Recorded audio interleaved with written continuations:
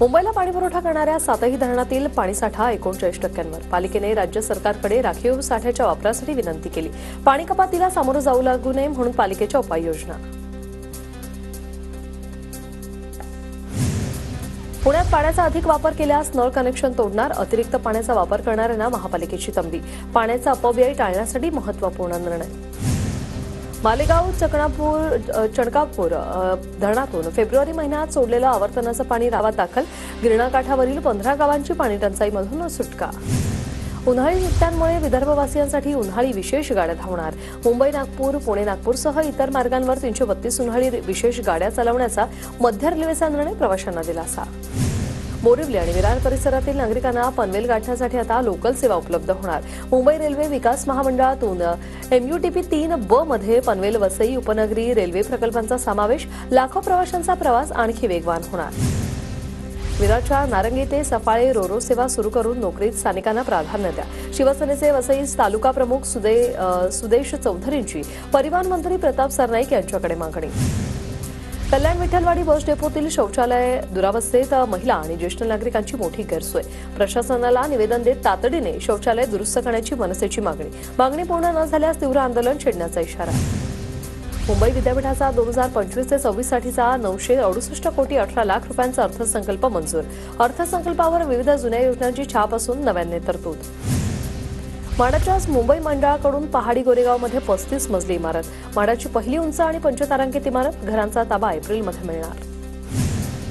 मुंबई पालिकेच्या घनकचरा विभागातील वाहन चालकांना वाहन चालवण्याचे विशेष प्रशिक्षण दिलं जाणार। वाहतूक नियम आणि वाहनांची काळजी घेण्याबाबत माहिती देण्यात येणार। महाराष्ट्र वैद्यकीय परिषदेची निवडणूक 3 एप्रिललाच। निवडणुकीची वेळ ठिकाणातही बदल नाही। प्रत्येक जिल्ह्यात एकच ठिकाणी मतदान केंद्र ठेवण्याला न्यायालयाचा हिरवा कंदील। उल्हास नदी प्रदूषणाविरोधात KDMCच्या माजी नगरसेवकांचं मुंडण आंदोलन। उल्हास नदीतील जलपर्णी काढून सांडपाणी थांबवण्याची मागण्या मान्य न झाल्यास आंदोलन आणखी तीव्र करण्याचा इशारा। छत्रपती शिवाजी पार्क मध्ये लवकरच गवताची लागवड होणार। महापालिका पर्यावरण विभागाची धूळ नियंत्रणासाठीच्या उपाययोजनाला मंजुरी। पर्यावरण विभागाकडून 80 लाख रुपयांचा निधीही मंजूर। पुण्याच्या भोर तालुक्यातील महिला बचत गटांना 1 कोटींचं कर्ज वाटप। महाराष्ट्र राज्य ग्रामीण जीवनोन्नती अभियान, उमेद पंचायत समिती भोर आणि बँक ऑफ बडोदाच्या संयुक्त विद्यमानाने 18 बचत गटांना कर्ज। मुंबईत 50,000पेक्षा अधिक क्षयरोगाचे रुग्ण। मुंबई पालिकेच्या आरोग्य विभागाची ही माहिती। मुंबईतील कांदिवलीमध्ये 4 वर्षाच्या मुलाचं अपहरण करून हत्या। पोलिसांकडून आरोपीला अटक। 4 वर्षाचा चिमुकला झोपेत असताना अपहरण करून हत्या।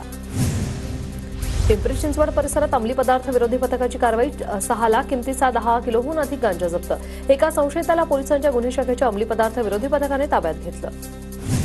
वातावरणात झालेल्या बदलामुळे यंदाच्या हंगामात हापूस आंब्याच्या उत्पादनात घट। देवगड हापूस आंब्याचं उत्पादन 30% होणार। आवक कमी असल्यानं आंब्याची चव महागणार। कल्याण डोंबिवली पालिकेच्या हद्दीत 8 अनधिकृत प्राथमिक शाळा। टिटवाळ्यामध्ये सर्वाधिक अनधिकृत शाळा। अनधिकृत शाळांमध्ये मुलांचे प्रवेश घेऊ नये, पालिकेच्या शिक्षण विभागाचं आवाहन। मुंबई गोवा राष्ट्रीय महामार्गावर खासगी बसमधून होणाऱ्या मालवाहतुकीला टेम्पो चालक मालक संघटनेचा विरोध। RTO अधिकाऱ्यांकडून बांधा तपासणी नाक्यावर चेकिंग, तर काही काळ महामार्गावर वाहतूक कोंडी।